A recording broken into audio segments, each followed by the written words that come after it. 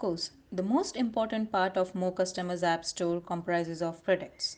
Let us learn the process of adding new products in our store today. Log into your admin panel, go to Catalogs, Product List. You can see plus product button. Click on it. This takes us to basic detail tab of adding new product. As you can see, the page itself is self-explanatory. Now let us create new product. We are running a fashion store, so let us add a menswear and add a product name, say striped cotton shirt. Now here on click upload product image is to upload image for product.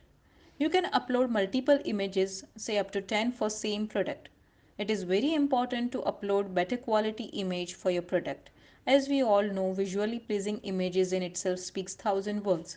So if images are not clear, your customer would rely only on the description, which might not be very satisfying. So always try to upload good quality images to drive more traffic to your store. Now you can see there is a category and subcategory drop downs. We will cover how to create them in next video. It is always advisable to add your products under categories as it is help your customer to browse product efficiently on your store. So let us put this product under men's shirts category. Now we need to put a price to this product. And if you want, you can add discount now or maybe later when you are running any offer on your store. The second most important part is to add description to your product. This helps customer to know more about what you're selling. So let us add description. Now last there is a show on website checkbox. This is checked by default. It means that newly added products are always visible on your store. In case you are running out of stock or you don't decide to take this product on your store for now, you can uncheck it and it will become invisible to your visitors. Now click on save.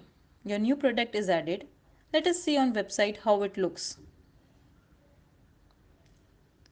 Hence we have added and now we can edit again by clicking on this edit icon. There are other tabs like variant, specification. We will cover and discuss this in later videos. If you want to delete, just click on delete icon and the product will be deleted. If you want to delete multiple products, you just have to check them and click on the delete icon. So today we learn how to add a product on our More Customer App Store. Go ahead and create your first product.